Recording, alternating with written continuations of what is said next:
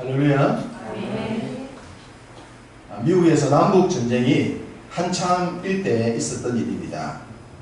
남쪽에 사령관했던 리 장군이 북쪽 군인들의 총 공격에 의하여 퇴각을 할 수밖에 없었습니다.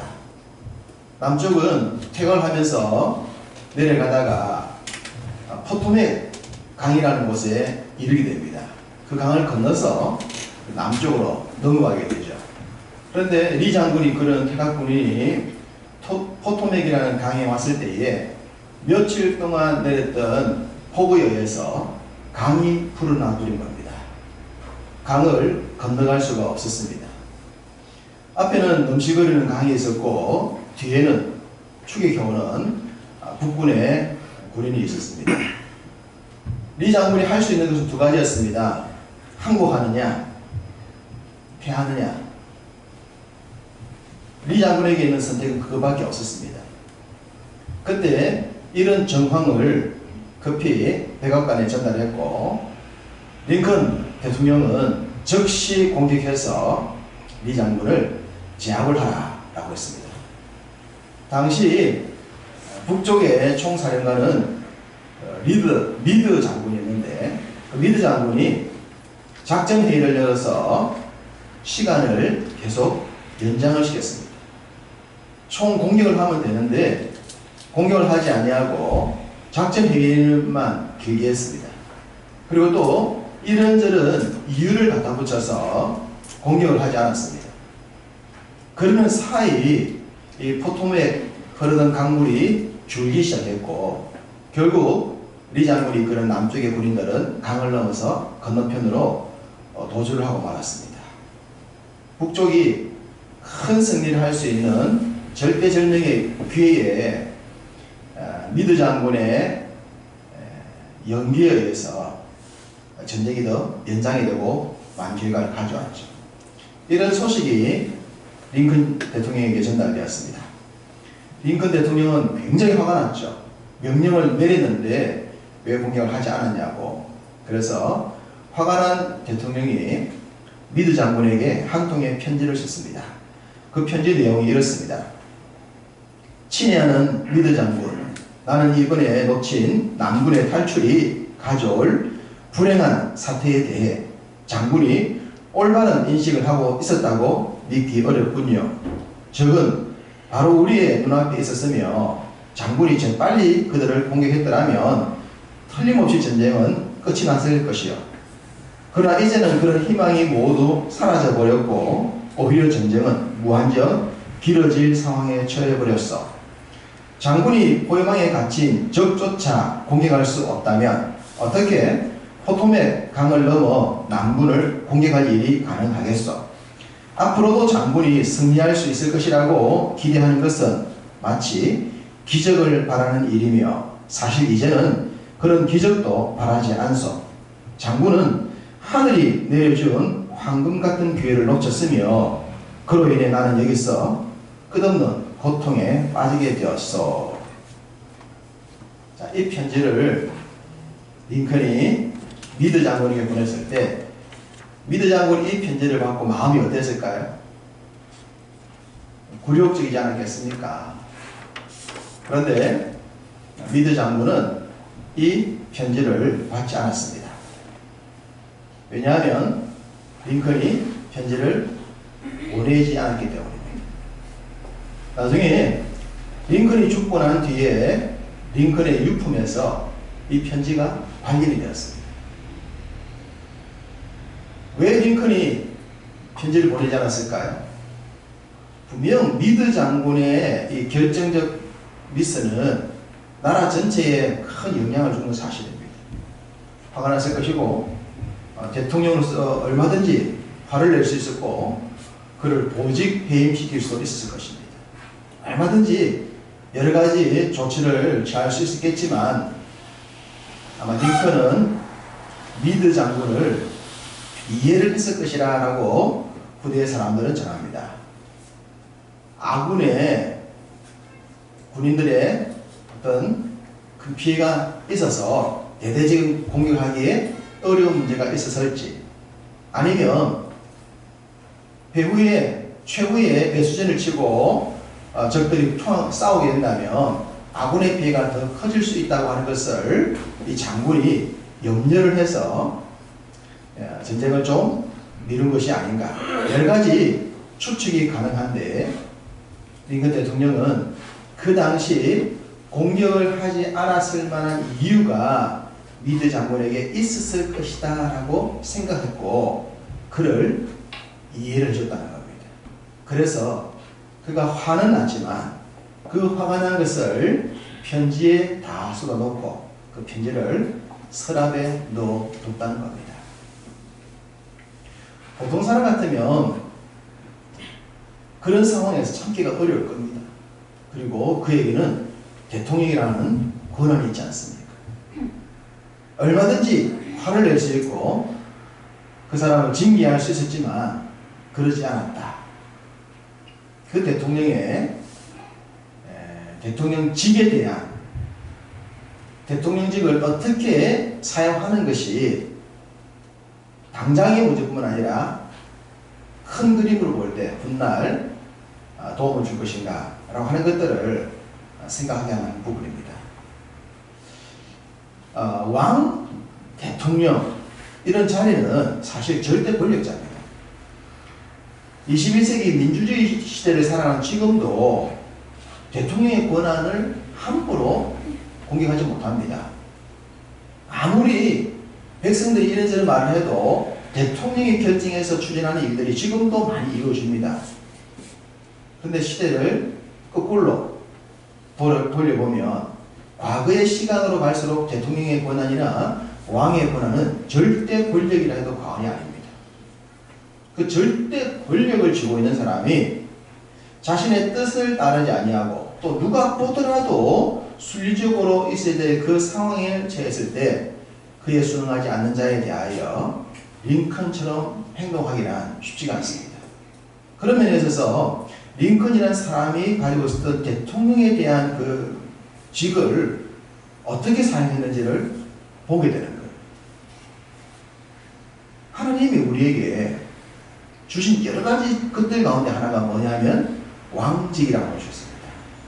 왕과 같은 직분을 주신 거예요. 엄청난 직분이죠. 이 엄청난 직분. 우리가 베드로전서 2장 9절에서 이렇게 알고 있는 내용이지 않습니까? 하나님이 우리를 너희는 택하신 족속이요 왕 같은 제사장이요 거룩한 나라요 그의 소유된 백성이다. 그러시면서 우리에게 너희는 왕과 같은 제사장이다 라고 했습니다. 여러분 왕과 같은 제사장이 무슨 의미겠습니까? 지금은 삼권 분립이라고 합니다. 권력을 분립을 시켜놓죠. 권력이 집중되면 독재가 나오기 때문에 서로 견제할 수 있도록 권력을 분립을 시켜놓아요. 이게 민주주의예요. 그러나 왕은 모든 권력을 독차지하고 있었어요. 그랬던 과거로 되돌아보면 그 시대는 제의라고 하는 제사라고 하는 제도에 의해서 나라들이 많이 이루어집니다. 그 제사를 지내는 제사장들 그들은 그 시대 그 백성 중에 제일 신령한 사람이고 또 지혜자다 그럽니다. 그래서 성경에서도 술사요, 박사요, 지혜자라 그렇게 부르지 않습니까? 똑똑한 사람들이에요. 그래서 제사장들에 의해서 왕이 세워지는 경우가 많아요. 그러니까 제의를 침례했던 제사장은 왕직을 주관할 수 있는 사람이다까지 할 수 있는 겁니다. 왕을 세울 때 제사장이 신령한 하늘의 뜻으로 지명해 주는 경우가 많기 때문에 그런 시대적 배경을 생각해 볼 때에 왕 같은 제사장이다 이 말은 왕직과 제사장직을 함께 가지고 있다는 거예요. 그 시대에 최고의 권력과 최고의 지혜자라 이 말입니다. 하나님이 우리에게 하신 말씀이 뭐냐 그러면 너희는 세상에 왕과 같은 제사장이야. 세상의 지배를 받는 그런 사람들이 아니라 세상을 다스리고 세상을 세워나갈 수 있는 그런 권력을 내가 너희들에게 줬다라는 것을 기억해야 돼. 이게 왕직입니다. 그럼 그 왕직을 어떻게 사용해야 하느냐. 이게 중요해지는 것이죠. 베드로전서 2장에 나오는 너희는 왕같은 제사장이에요 라는 말씀은 우리 예수님이 오신 이후에 신약시대 말씀이에요. 어떤 분은 생각할 때 그럼 구약시대는 어떻게 됩니까? 예수님 오기 전에는 신약 베드로서가 말하는 내용과 다르지 않습니까? 라고 생각할 수 있단 말입니다. 그럼 구약에는 하나님의 백성에게 주어진 직이 뭔가?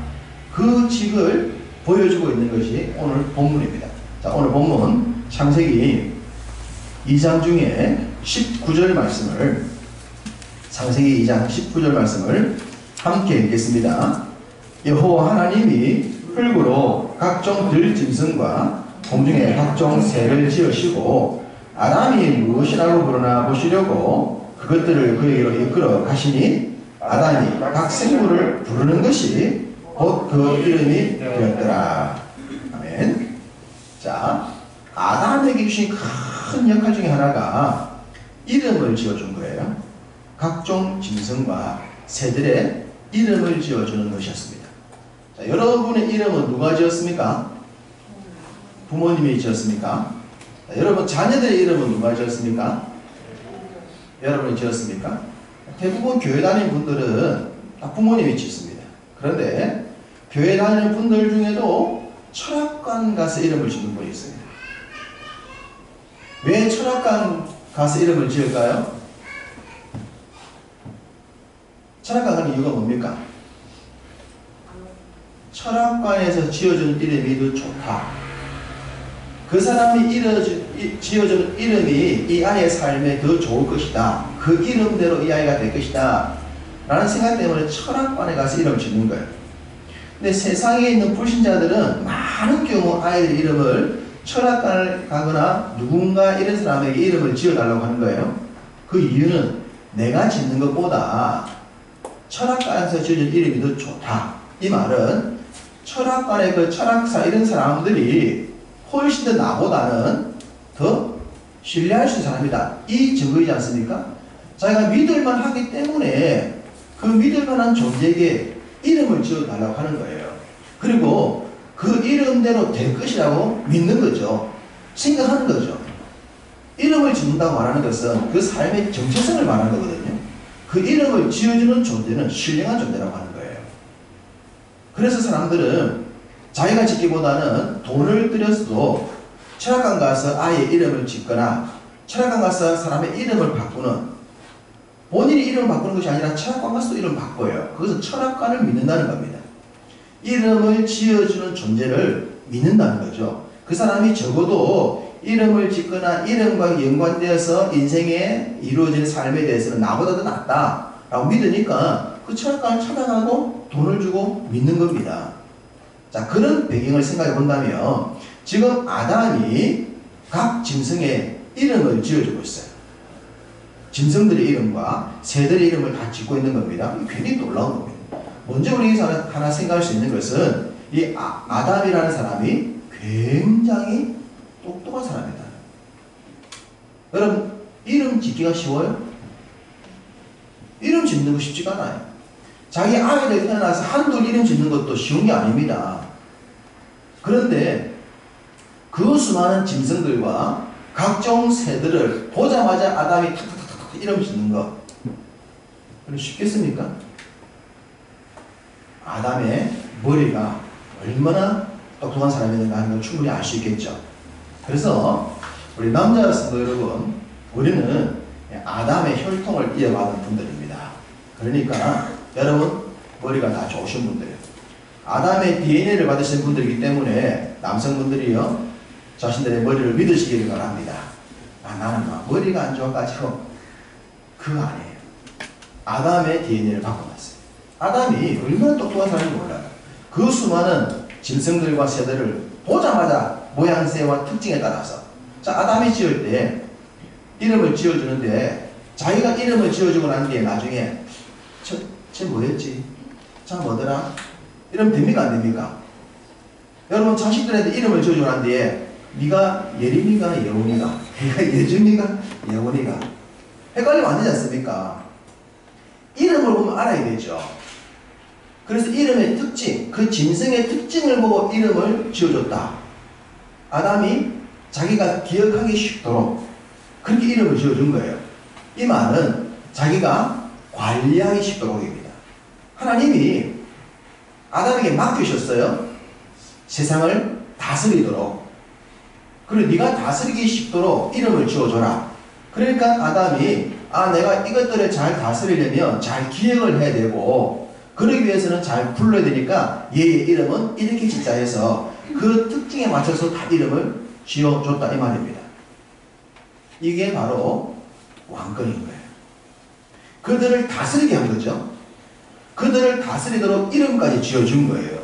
하나님이 아담에게 주신 엄청난 특혜가 뭐냐 그러면 에덴 동산에서 세상을 다스릴 수 있는 왕권과 그 모든 것들의 이름을 지어서 지가 조절할 수 있도록 아담이 조절할 수 있도록 해줬다라는 이 엄청난 은혜를 주신 겁니다. 놀랍지 않습니까? 이런 왕권 이걸 어떻게 쓰는 거예요? 이 왕권을 남용하거나 악용해서는 안 됩니다. 이 왕권은 링컨이 대통령직을 가지고 있으면서도 미드 장군을 얼마든지 화를 낼 수 있었고 보직 해임을 시킬 수도 있었고 불러들일 수도 있었겠지만 그러지 않고 화는 나지만 장군이 그렇게 할 수 없었던 이유가 있었을 거야를 생각하고 그를 이해를 해줬듯이 이 왕직을 가지고 있는 권한을 가지고 있는 자의 삶은 그 권한을 남용하거나 악용하거나 사람들을 지배하거나 상처를 주기 위해 받은 것이 아니라는 겁니다.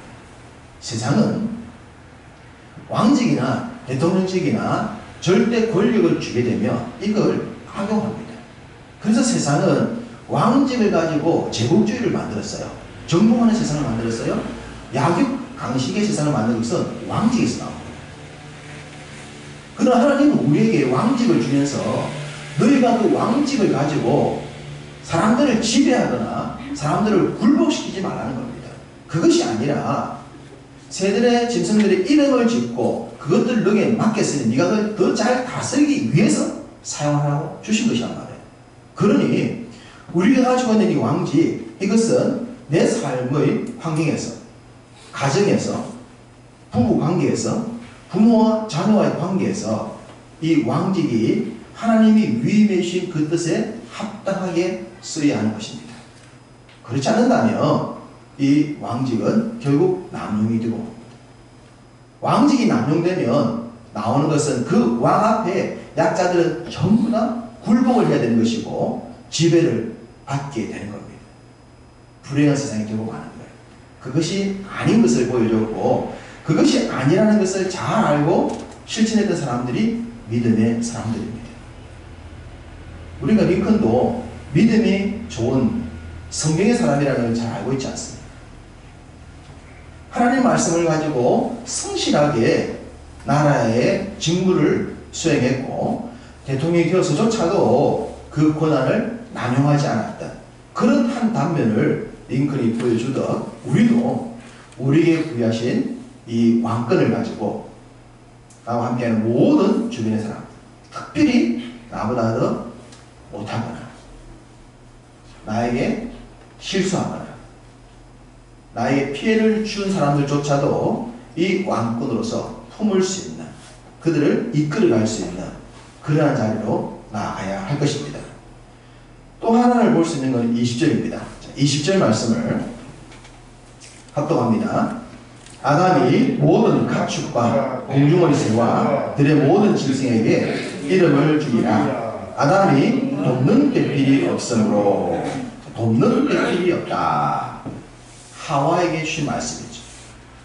아담에게는 왕직이라고 하는 것이 주어졌지만 그 왕직을 가지고 있었음에도 불구하고 하나님이 보니 좋지 않아 보이는 것이 있었어요. 좋지 않아 보인다 하는 것은 완벽하지 않다는 겁니다. 완전하지 않은 겁니다. 왕직을 가지고 있지만 부족한 거예요. 어떤 부분에서? 배필이 없는 부분에서. 배필이 없는 부분에서 왕직을 가진 아담이 부족하다는 것을, 좋지 않다는 것을 하나님이 아시고 그 좋지 않은 것을 좋게 만드십니다.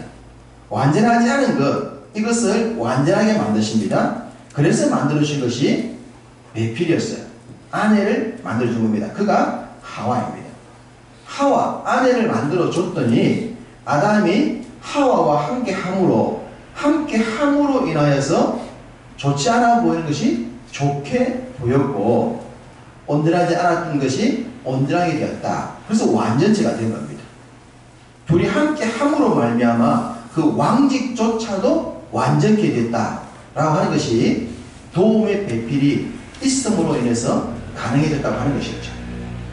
돕는 배필, 이것은 돕고 도움을 받는 관계입니다. 하와가 무조건 아담만 돕는 것이 아니고 아담도 하와를 돕는 거예요. 서로 돕고 그리고 도움을 받는 관계. 도움을 주고 도움을 받는 사람이 함께 모여서 이루어진 관계가 온전한 공동체, 온전한 하나가 되는 겁니다.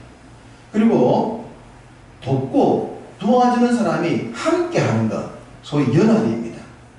함께 연합할 때에 도와주고 도움받는 사람이 함께 연합할 때에 온전한 공동체가 될 수 있다라고 하는 거죠.